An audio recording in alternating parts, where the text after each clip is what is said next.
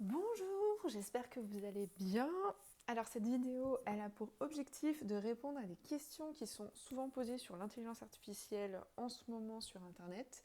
Je vous rappelle, je propose des accompagnements et des formations autour du sujet de l'intelligence artificielle, mais aussi des soft skills et du syndrome de l'imposteur qui reste malgré tout mon sujet de prédilection.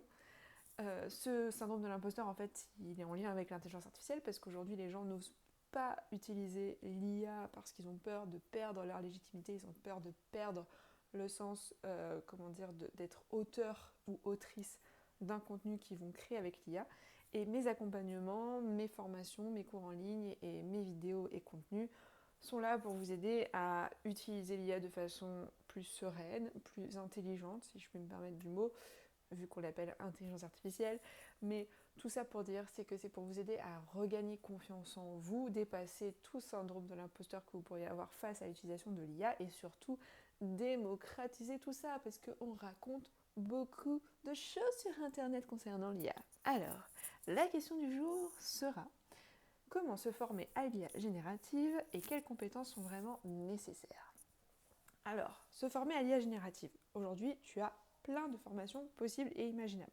Là, cette question qu'il faut se poser, c'est: quelle formation est faite pour toi? Moi, je sais que mes accompagnements, ce sont en quelque sorte aussi des formations, mais qui sont sur mesure par rapport aux besoins et aux personnes que j'ai en face. Mais il faut savoir qu'aujourd'hui, les formations sur l'intelligence artificielle, il y en a plein.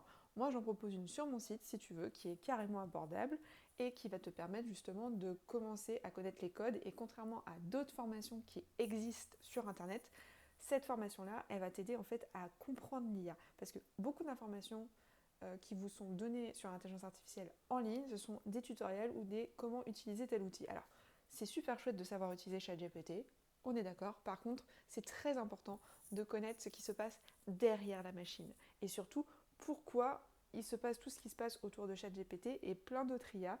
Et aussi les changements qu'on a pu constater ces derniers mois avec des nouvelles IA qui arrivent et aussi des situations géopolitiques qui ne cessent d'évoluer jour après jour et la question éthique qui devient de plus en plus importante. Donc les formations IA, il y en a plein.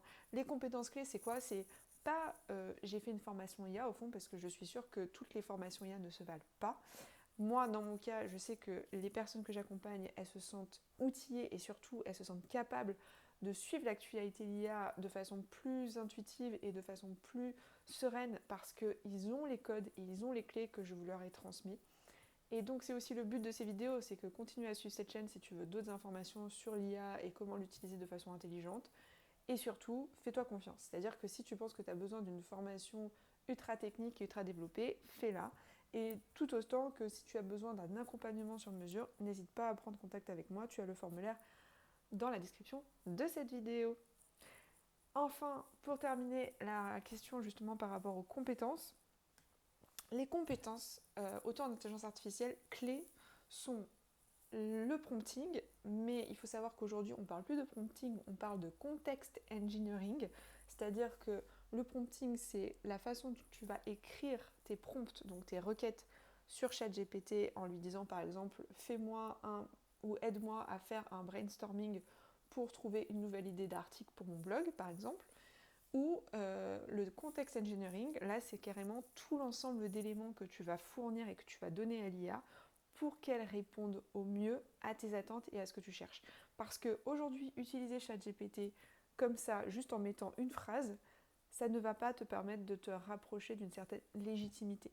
C'est-à-dire que si tu veux te sentir légitime quand tu utilises l'intelligence artificielle, c'est hyper important que tu sois à la source, que tu sois à l'origine de l'idée et d'un minimum d'éléments que tu lui donnes et qui font partie de ce fameux context engineering et de ce fameux prompt engineering. Pour moi, ce sont les deux compétences clés dont tout le monde parle. Après, il y a d'autres compétences aussi comme la gestion de projet, les systèmes d'automatisation, mais ça, j'ai envie de dire, c'est beaucoup plus technique et c'est des choses qu'on aborde en formation à partir d'un certain nombre de modules parce que c'est important de bien comprendre les bases de l'IA dans un premier temps. On se retrouve bientôt pour une prochaine vidéo sur l'intelligence artificielle et le syndrome de l'imposteur. Ciao ciao.